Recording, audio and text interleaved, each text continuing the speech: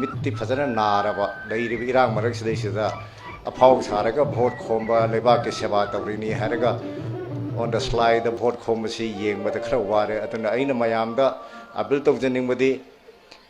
सेन द भोट थादबसी तोसी सेन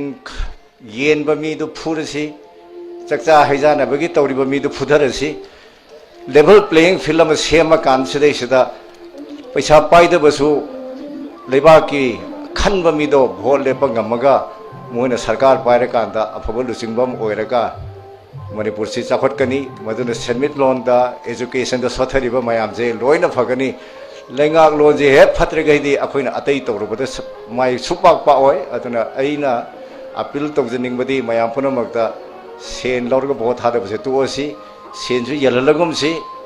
चक्चा हैजानाबसे तोहलसी 1967 दगी हौरगा मखोइना चंगसिलमिबा प्लान हाइदि ममांग मोइना प्लान मयाम तौरगसु मोइना एमपी ओइना खोइना थारबदे मोइना चंगसिलमिबा प्लान सिंगसे अखोइ हौसिदा खगै अदुन मसिगुम असोइबा सिंग थोक्तनबा लाखदोरिबा अखोइगी मखा तारकबा सिंगदि कुकीबु अखोइ मणिपुर की महुत सिलगा थाबा हाइबसे मसे थादबा सुमद्रा हाइबसे मसु अखोइदा वखन्दा फावक्तबा नते।